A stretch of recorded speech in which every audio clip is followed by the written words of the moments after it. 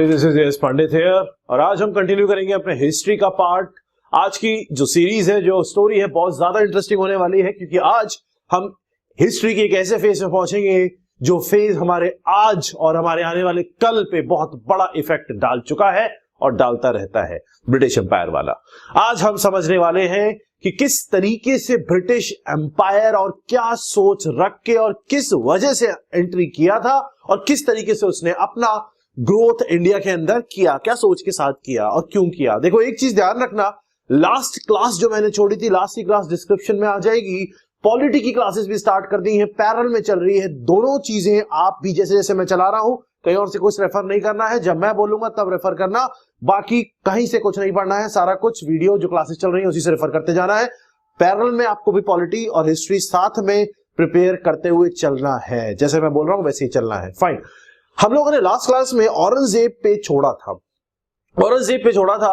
मैंने आपको बताया था एक चीज हमेशा ध्यान रखना, मुगल्स के टाइम पे जब जहांगीर का टाइम था, उस टाइम पे याद होगा आपको, मैंने आपको बताया था लास्ट क्लास जब छोड़ी थी कि 1600 एडी के टाइम पीरियड पे ब्रिटिश ने एक ईस्ट इंडिया नाम की कंपनी इजाद की थी जिसमें क्वीन का भी कुछ शेयर था और उनसे बोला गया था कि आप ईस्ट में जाके ट्रेड कर सकते हो, आपकी मोनोपोली है। ईस्ट के अंदर साउथ ईस्ट एशिया भी आता है, इंडिया भी आता है, काफी पार्ट आता है।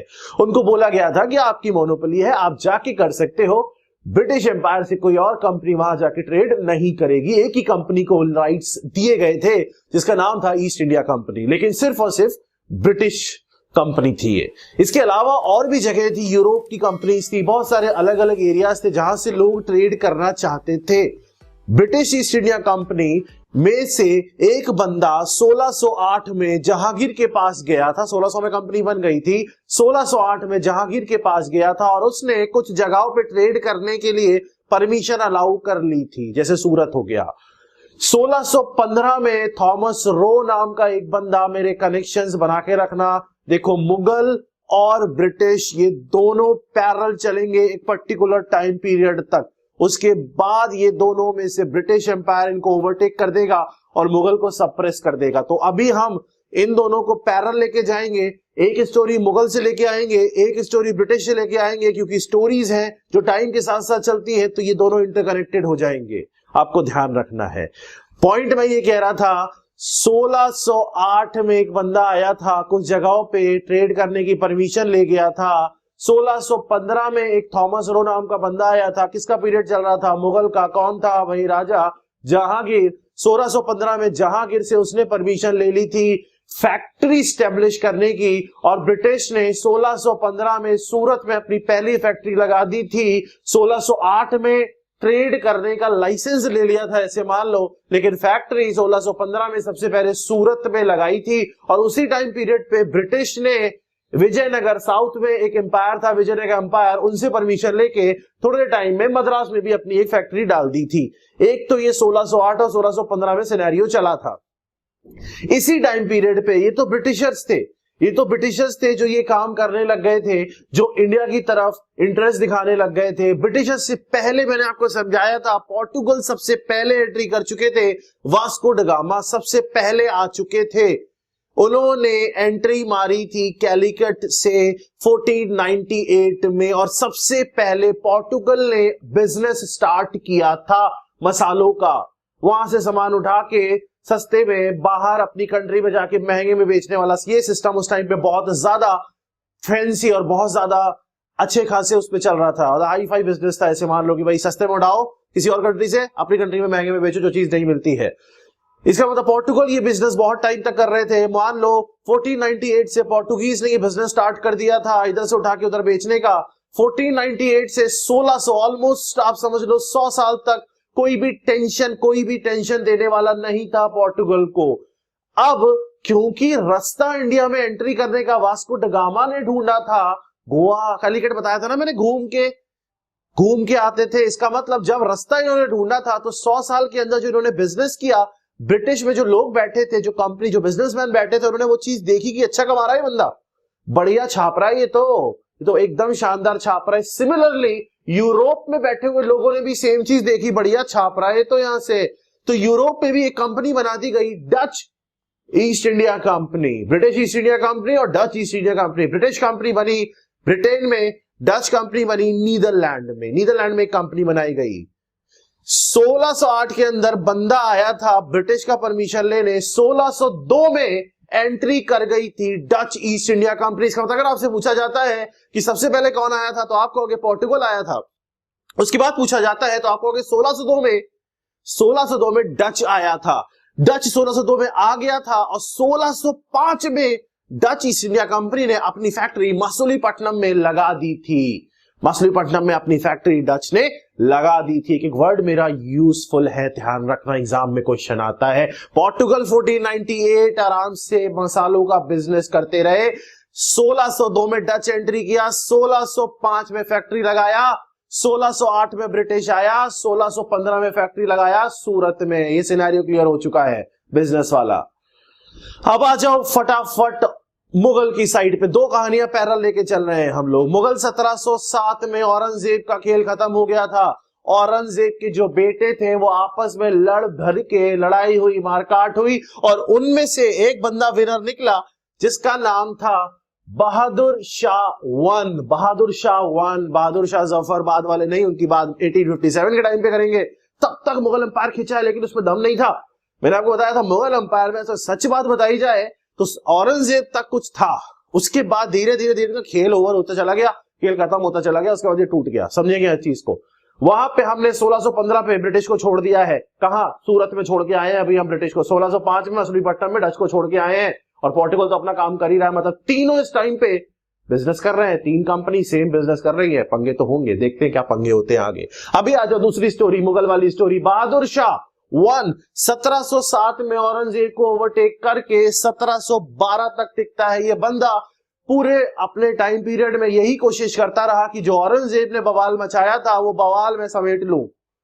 वो बवाल समेटने के लिए सबसे पहले इसने कोशिश करी कि हर धर्म के इंसान को कुछ ना कुछ अच्छा किया जाए, क्योंकि औरंगजेब ने इस्लाम पे ज्यादा फोकस किया था, इसने हर धर्म पे फोकस किया। बिकॉज इंडिया एक ऐसी जगह है जहां हर धर्म के लोग रहते हैं। पहली चीज, कुछ अच्छा करने की कोशिश करता रहा। दूसरा, इसने ये सोचा, दिमाग लगाया।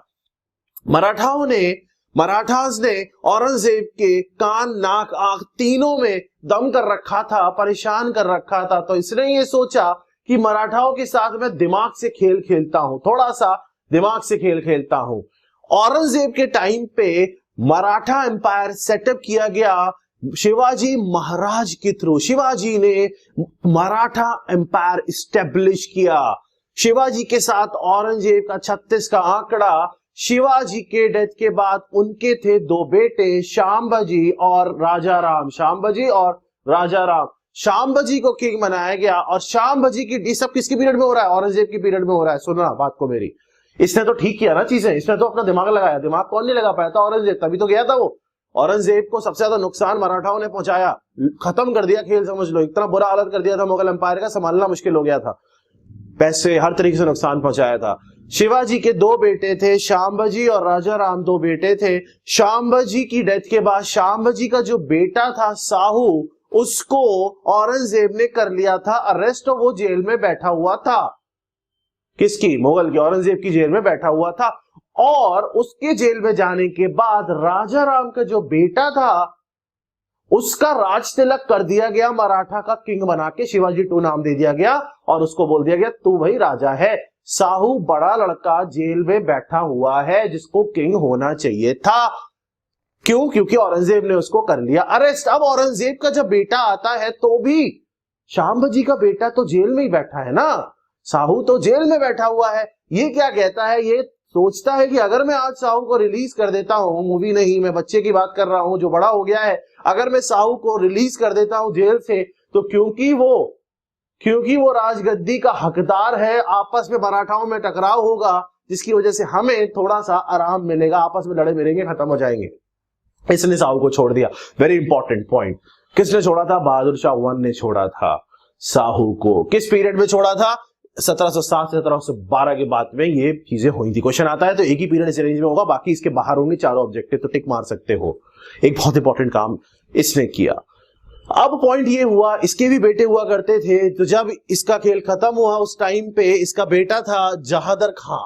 जहादर खां 8वां एम्परर था। मुगल की टोटल अगर हम सिनेरियो की बात करेंगे तो टोटल 12 लोग मुगल एम्परर बने हैं। टोटल 12 लोगों का साम्राज्य है। ऐसे मान लो 1 2 3 4 5 6 7 8 9 10 11 12, 8वां बंदा जहादर खां। ये ऑब्वियस सी बात है बहादुर शाह का बेटा हुआ करता था, बट इसका जो टाइम पीरियड था वो 1712 से 1713 तक ज्यादा ये टिक नहीं पाया। इसका एक भतीजा हुआ करता था जिसका नाम था फारूक शियार। फारूक शियार इसका भतीजा हुआ करता था। अब फारूक शियार क्या बोलता है, फारूक शियार के साथ प्रॉब्लम क्या होती है, इसको लगता है ये जहादर खां किसी काम का नहीं है, इसका खेल मैं खत्म करता हूं। 1712 से 1713 का जो टाइम पीरियड था, जहादर खां ने वहां पे कुछ काम किया, इतना कोई इंपॉर्टेंस बहुत बड़ी है नहीं। इंपॉर्टेंस ये है कि उसका भतीजा फारूक शियार ने 2 खतरनाक गुंडे बुलवाए पटना से। गुंडे मतलब बहुत ही खतरनाक टाइप के डॉन, जिनको नाम से बुलाया जाता है, जिनको नाम से बोला जाता है किंग मेकर। 2 भाई अब्दुल्ला खां और हुसैन अली खां, सैयद ब्रदर, इनको फेमस किया गया बाद में किंग मेकर के नाम से कि राजा बनाएंगे तेरे को, उसको हटा के हमें बुलाओ। ये लोग इतने पावरफुल हो गए थे एक टाइम पे, ये जिसको चाहे उसको राजा बनाते थे फारूक शियार के बाद। अब क्या सिस्टम बना, फारूक शियार ने इन दोनों भाइयों को बुलाया, जहादर खां को निपटाया और 1713 में राजगद्दी अपने को लाया, अपने पास लाया और उसको किंग बना के अपने आप को बैठा दिया। किसने इसको हेल्प करा, इसको हेल्प किया सैयद ब्रदर ने। समझ में आ रहा होगा। ब्रिटिश फरमान ले चुके हैं, वो अपना ट्रेडिंग कर रहे हैं, ट्रेडिंग कर रहे हैं, बिजनेस कर रहे हैं। डच भी बिजनेस कर रहे हैं और पोर्टुगल भी बिजनेस कर रहे हैं। अभी वो पॉलिटिकली किसी भी राजा के साथ लड़भिड़ नहीं रहे हैं, टेंशन ना ले रहे हैं, ना दे रहे हैं, अपना बेच रहे, खा रहे और जा रहे। बात को समझना। फारूक शियार 1713 से 1719 तक बैठा। इस पीरियड में फारूक शियार को सैयद ब्रदर खटकने लगे। फारूक शियार को सैयद ब्रदर खटकने लगे और सैयद ब्रदर क्योंकि जो बनाता है वो बिगाड़ने का दम रखता है, सैयद ब्रदर को पता लग गया कि ये बंदा बहुत उछल रहा है, ये बंदा बहुत उछल रहा है। तो सैयद ब्रदर्स ने फारूक शियार को निपटाया 1719 में, फारूक शियार को निपटाया 1719 में और रफीउद्दर्जात को किंग बना के वहां पे बैठा दिया, किंग बना के वहां पे बैठा दिया। रिश्तेदार था ये इनका। रफीउद्दर्जात ज्यादा टाइम टिक नहीं पाया, 3 महीना 4 दिन टिका। अगर आपसे पूछा जाता है कौन सा मुगल एम्पायर सबसे कम टाइम टिका है, तो रफीउद्दर्जात सबसे कम टाइम टिका, ओनली 314 डेज। इसको टीबी हो गया और ये लंग डिसीज से मर गया। जब ये मर गया तो इसी का भाई रफीउद्दौला को बैठाया गया कि भाई तू बैठ जा। ये भी 4 महीने टिका, इसको हो गई डायसेंट्री, इसको हो गई डायसेंट्री। दोनों भाई बीमार, निकल लिए। लेकिन राजा बनाने वाले ये दोनों थे, क्योंकि ये राजा बनाना स्टार्ट कर दिए थे। पहले फारूक शियार को बनाए, उसके बाद रफीउद्दर्जात को बनाए, उसके बाद रफीउद्दौला को बनाए और इसके बाद इन दोनों भाइयों ने कहा कि अब हम बनाएंगे जिसको राजा, उसका नाम है मोहम्मद शाह।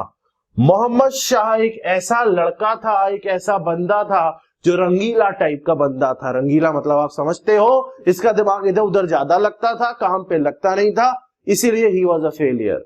लोग इसको सीरियसली लेते नहीं थे, ऐसे लोगों को सीरियसली नहीं लेता। तो इसने जो रूल किया वो 1719 तक हम आ गए थे से 1748 तक किया। किसकी हेल्प से? ऑब्वियस सी बात है, सैयद ब्रदर्स की हेल्प से।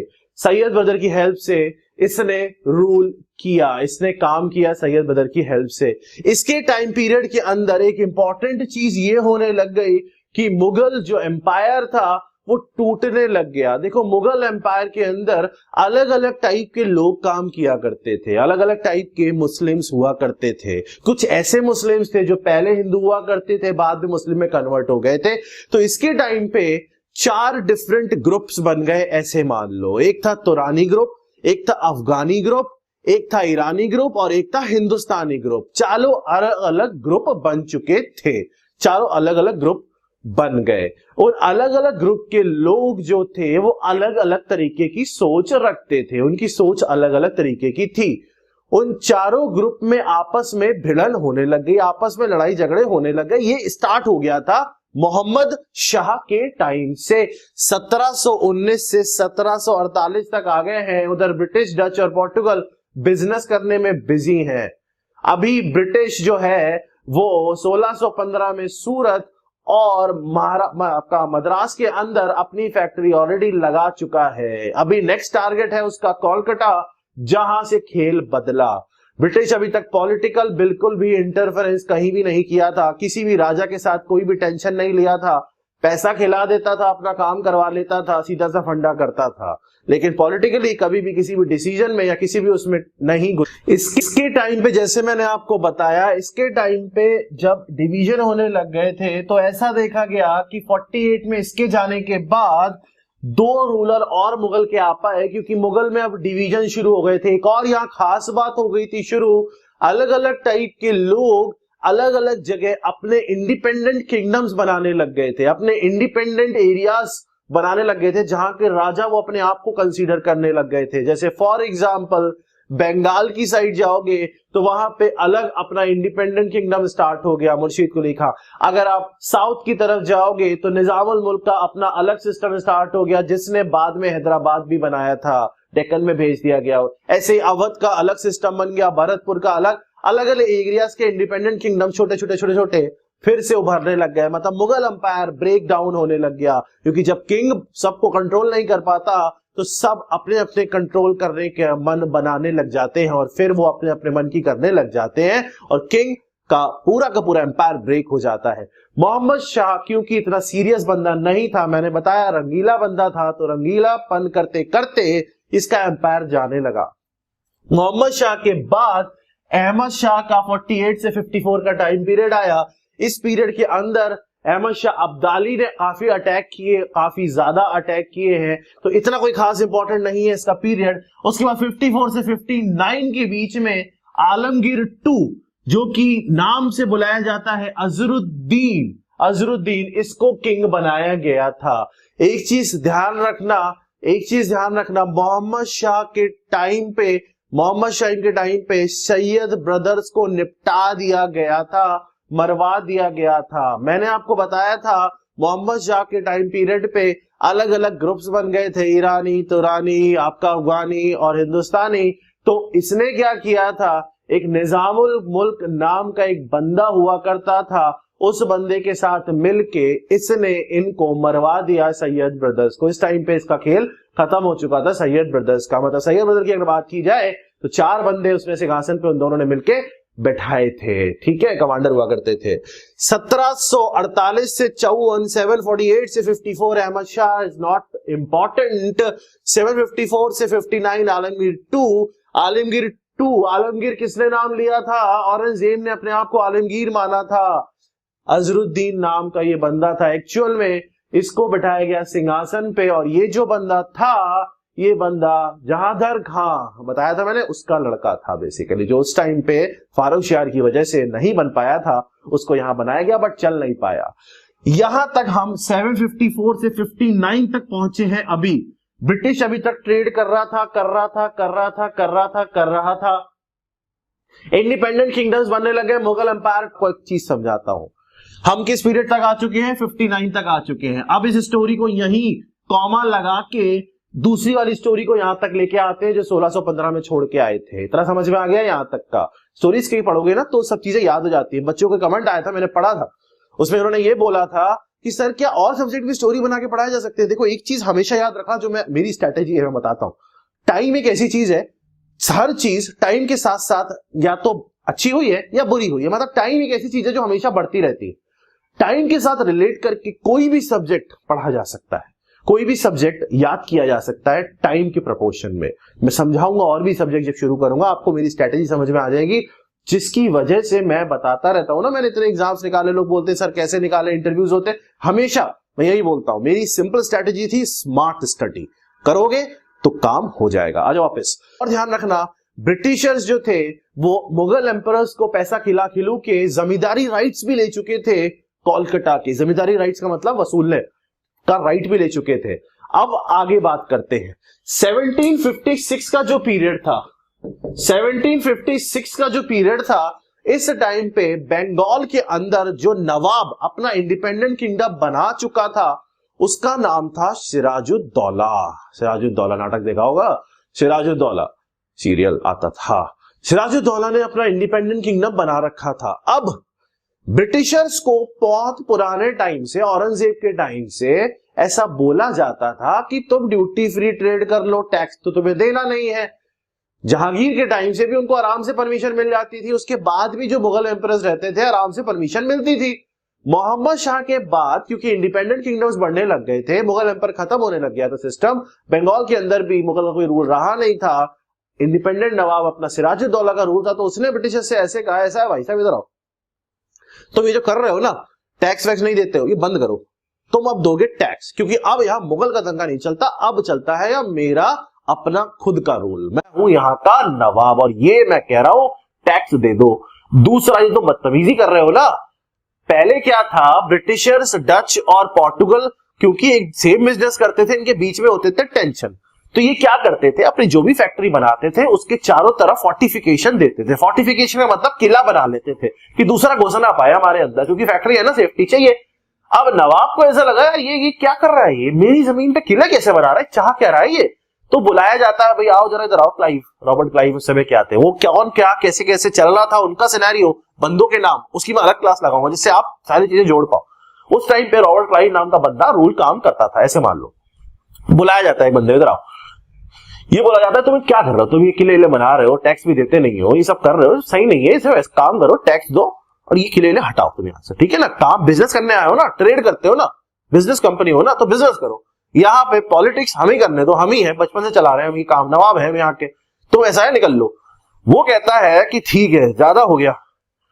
उस टाइम पे अब क्योंकि नई नई कंपनी एक एंट्री कर गई थी जिसका नाम था फ्रेंच। अब क्या था, पोर्टुगीज, डच और ब्रिटिश तो चलो काम कर रहे थे, वहां पे पोर्टुगल का तो इन्होंने ऑलमोस्ट दोनों ने मिलकर खेल खत्म ही कर दिया था। मैं आपको बताऊं, ज्यादा काम बचा नहीं था पोर्टुगल के पास, जो 100 साल में कमाया था ना, वो इनका खेल खत्म कर दिया था इन्होंने मिलकर। इन दोनों ने आपस में कभी ज्यादा लड़ाई की नहीं।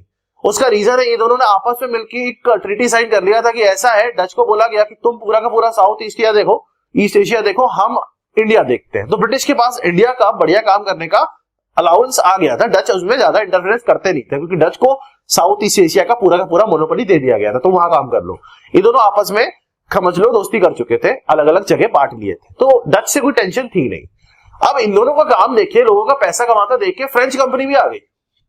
अब फ्रेंच कंपनी जब आई तो फ्रेंच कंपनी ने देखा कि यार ये लोग तो बहुत कुछ स्टैब्लिश कर चुके हैं, 1756 पे रुके हैं अभी, हम ध्यान रखना, सिराजुद्दौला पे रुके, जिसने मना किया इसको मत करो ये काम, है ना।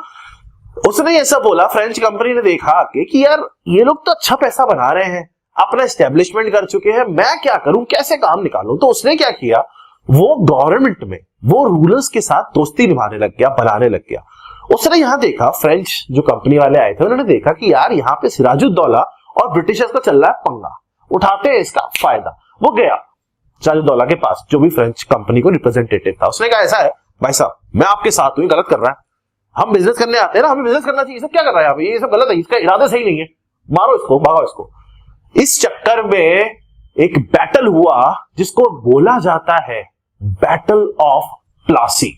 बैटल ऑफ प्लासी के अंदर इसका मतलब सिराजुद्दौला का पूरा सपोर्ट करने के लिए फ्रेंच कंपनी थी, पहली चीज, क्योंकि फ्रेंच को बिजनेस करना था, उनका अभी ऐसा कुछ मन था ही नहीं। एक्चुअली मैं बताऊं, ब्रिटिशर्स का भी मन नहीं था रूल करने का, उनको करना पड़ गया, पंगे हो गए तो फिर कर ही लिया उन्होंने, ये सिस्टम बना कि चलो, अब बताया भी नहीं था वहां पे, क्वीन को कुछ नहीं बताया, कर रहे हैं यहाँ पे जो भी कुछ लड़ाई दंगे, ये सब किसी को खबर नहीं गई अभी वहां तक, अभी तक उनको ये पता है अपना शेयर आ रहा है, जो बिजनेस चल रहा है। तो फ्रेंच का तो पर्पस ही बिजनेस ही था, उनके दिमाग में भी कुछ नहीं था, ब्रिटिशर के दिमाग में कुछ नहीं था, बट वो बिजनेस करने के लिए जब ब्रिटिशर्स फोर्टिफिकेशन और वो सब करने लग गए तो फ्रेंच को लगा इनको काम करवाना चाहिए। सिराज को जाके भड़काया, सिराज पहले से ही भड़का हुआ था, उसको पसंद नहीं आ रही थी वो चीजें, क्योंकि वो टैक्स नहीं देते थे, क्योंकि वो अब नवाब था, जो करते थे मुगल वो करते थे। उसने कहा कि अब जो मैं कहूंगा वो तुम करोगे। तो अब सिस्टम कुछ ऐसा बन गया कि सिराज को पूरा का पूरा सपोर्ट मिला फ्रेंच का, और यहां पे आया नेक्स्ट कंडीशन जिसको बोला जाता है सिराजुद्दौला का battle of Plassey. Battle of Plassey जो लड़ा गया था, ये लड़ा गया था ब्रिटिशर्स और सिराजुद्दौला की आर्मी के बीच। सिराजुद्दौला की बहुत बड़ी आर्मी थी, बट अनफॉर्चुनेटली उसको हारना पड़ा। क्यों हारना पड़ा, उसका बहुत बड़ा एक रीजन है, मैं आपको समझाता हूं। सिराजुद्दौला का हारने का जो रीजन है वो है मीर जाफर। मीर जाफर जो था, ये सिराजुद्दौला की आर्मी का था कमांडर, ठीक है। एंड वक्त पे इसने क्या किया, इसने दी बदतमीजी, दे दिया धोखा। गया ये सीधा ब्रिटिशर्स के पास और जाके बोला मैं जितवाऊंगा, सारी ट्रिक्स मैं समझाऊंगा, निपटाओ, लेकिन नवाब मैं हूं, नवाब मैं हूं, बनाओगे मुझे नवाब जीतने के बाद, क्योंकि कंट्रोल तुम्हारे हाथ में आएगा। इस वजह से ब्रिटिशर्स को ना चाहते हुए भी उनको लड़ना नहीं था, उनको ट्रेड करना था, बट वो ट्रेड करने के लिए उनको टैक्स नहीं देना था, फोर्टिफिकेशन करने थे। वो चीज नवाब के लिए गलत थी। ऑब्वियस सी बात है, आप किसी के घर के आसपास किसी की जमीन पे आप टैक्स तो दे नहीं रहे, तो काम करने दे रहा, ऊपर से आप अपना घर भी बना लो, तो गलत है ना। गुस्सा तो आएगा ही उसको, मारने के लिए जाएगा ही। जब पंगा हुआ तो वहां पे उसका जो मेन बंदा था सिराजुद्दौला का, मीर जाफर, वो दे गया धोखा, और उस धोखे की वजह से सिराजुद्दौला को हारना पड़ा, हार का सामना करना पड़ा। और ब्रिटिशर्स ने इसको बोला, क्लाइव ने इसको बोला, जा बेटा आज से तू नवाब है, टैक्स फ्री काम हम करेंगे यहां पे। तो इसको तो करना ही था, इसको तो करना ही था। आगे चल के इसको भी प्रॉब्लम हुई थी, उसको हम समझेंगे अभी क्या हुआ था। लेकिन अभी हमारी स्टोरी 1757 के बैटल ऑफ प्लासी पे आके रुक गई है। 1757 तक मुगल का कंटिन्यूएशन आया था। मोहम्मद शाह के बाद मुगल का ब्रेकडाउन, अलग अलग इंडिपेंडेंट किंगडम्स, बंगाल का किंगडम में 1756 का टाइम अगर देखा जाएगा तो सिराजुद्दौला का राइज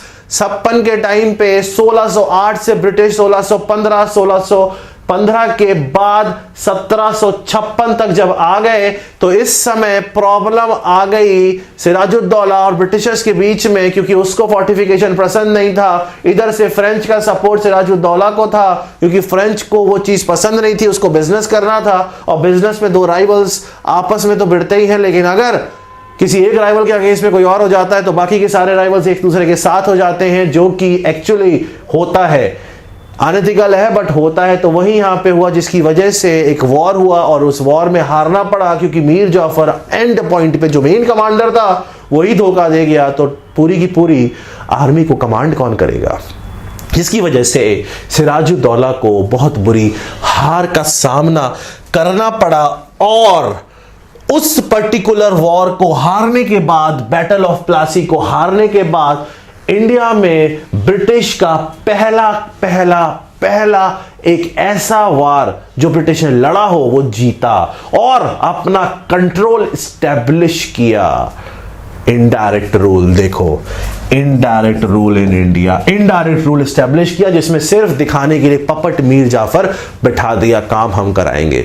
यहां से ब्रिटिश की एंट्री स्टार्ट हुई और अब इनको ऐसा लगने लगा कि अगर हम कब्जा लेंगे अलग अलग जगह तो हम आराम से जो मन चाहे ट्रेड कर सकते हैं। यहां से लालच उभरा।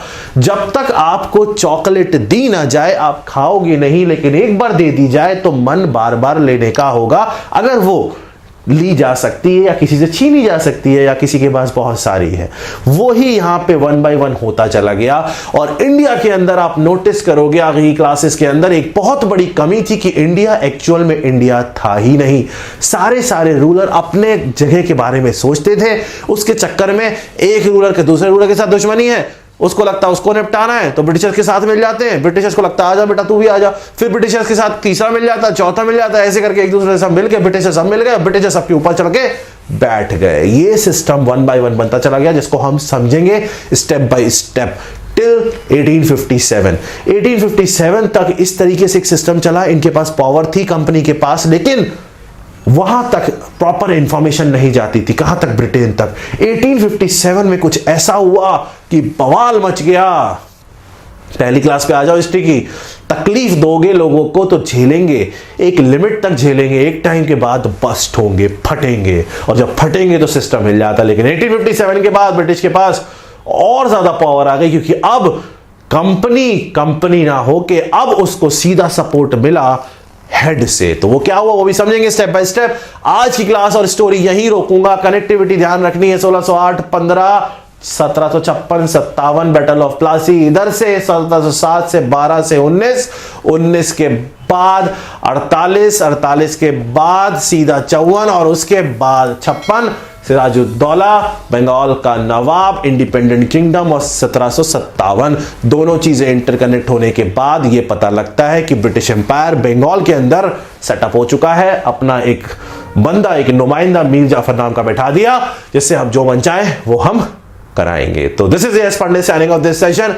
कोई भी डाउट लगता है तो नीचे कमेंट करना, our team will reply and we will try to clarify each and every doubt of yours। इसके अलावा स्टोरी लाइन कनेक्टिविटी के साथ मेंटेन रखना आगे बहुत ही दिलचस्प होने वाला है, क्योंकि मॉडर्न इंडिया बहुत इंटरेस्टिंग है। और ये सच बताऊं तो एग्जामिनेशन में अगर 100 मार्क्स से क्वेश्चन बनते हैं तो 100 में से मैं एवरेज मान लूं 60 से 70 नंबर के यहीं से मिलने वाले हैं। जो आने वाले 2 लेक्चर आपके सामने आने वाले हैं, पॉलिटी की क्लासेस रनिंग है, उनको भी कंटिन्यूअसली देखते चलो, 1 by 1 वो भी कवर होगा। जितना ज्यादा इंटरेस्टिंग तरीके से मैं पढ़ाना चाह रहा हूं, अगर आप उसी इंटरेस्ट के साथ क्लास अटेंड करोगे, नोट्स बनाओगे, तो आप आराम से किसी भी एग्जाम को क्लियर कर जाओगे। तो this is S Pandit and I hope you all will clear the examination one day. बस मेहनत करते रहो, मेहनत में कहीं कमी मत आने दो, अपनी तरफ से 100% दो। रात को अगर सोते हो तो अपने को लगना चाहिए कि मैंने आज अपना पूरा दिया है, पूरा 100% दिया हुआ है। तो जब तक नेक्स्ट क्लास का वेट करो, नेक्स्ट क्लास आपको मिल जाएगी। पॉलिटी की भी, हिस्ट्री की भी बच्चे बोल रहे थे सर रेगुलर लेके आओ, थोड़ा सा मैंने आपको बताया मेरा शेड्यूल बिजी चल रहा है, जिसकी वजह से मैं रेगुलर नहीं ला पा रहा हूं, बट बहुत जल्दी आपको 3 पॉलिटी और 3 हिस्ट्री क्लासेस मिलेंगी। तब तक के लिए शेयर करते रहो, जितने ज्यादा स्टूडेंट्स को जोड़ सकते हो जोड़ते रहो, अच्छा लगता है मुझे भी और मोटिवेशन मिलता है पूरी कैटलिस्ट टीम को। तो तब तक खुश रहो। Have you ever tried thinking why you are not able to qualify different examination? That is engineering services, GATE और state services। कभी सोचा है क्यों सिलेक्शन नहीं होता है? Let me tell you, let me give you the basic introduction कि होता क्यों नहीं है। Let me explain you the things। The reason is that because these examination need a perfect analysis. Analysis means you should know everything. So here in Catalyst Group, in my classes, where I'll give you the analysis of the exam, I'll give you the theory lectures, I'll give you the question lectures. What we'll do, we'll complete each and every question in the class, previous year से उठा के expected questions तक सब कुछ हम class में कर लेंगे। जितने भी हमारे पास ऑनलाइन कोर्सेज हैं, चाहे आईएएस के लिए हैं, चाहे गेट के लिए, चाहे एसएससी के लिए, और जो भी फैकल्टीज हैं, सारे फैकल्टीज गेट और आईएएस टॉपर्स हैं। अगर आप कैटलिस्ट ग्रुप ज्वाइन करते हो तो लेट मी टेल यू कि आपको क्या क्या फायदे मिलेंगे। Let's see that. पहली चीज आपको मिलेगी कि आपको एक्सपर्ट गाइडेंस मिलेगा, जितना भी फैकल्टीज का लाइव सेशंस मिलेंगे, जहां पे आप फैकल्टी से अपने डाउट क्लियर कर सकते हो, फोन पे, व्हाट्सएप पे, आमने सामने बैठ के। सब फैकल्टीज के लिए आपके पास अपॉइंटमेंट होगा, आप उनसे डायरेक्ट डिस्कशन कर सकते हो। साथ में हम आपको नोट्स देंगे, जो हमारे स्पेशल माइंड मैप्स की फॉर्म में नोट्स होते हैं, जिसमें आपको याद करना ईजी रहेगा। कुछ मोटिवेशनल सेशंस होंगे, प्रोग्रेस एनालिसिस होंगी, नोट्स होंगे, हम अपना स्टडी मटेरियल आपको प्रोवाइड करेंगे, बुक्स आपको प्रोवाइड की जाएंगी, आपको A to Z each and everything provide किया जाएगा। हर कोर्स में हमारे पास मिनिमम से मिनिमम 1000 लेकर 2000 लेक्चर्स हैं, depending upon the course which you are taking. अलग अलग हमारे पास कोर्सेज हैं, डिफरेंट कोर्सेज हैं जो आप कंबाइन करके भी ले सकते हो। तो everything we have for you. तो I welcome you all to the catalyst group. Visit the link below, call us for admissions. Our new version 1.1 is already launched and admissions are open under all our courses. Thank you.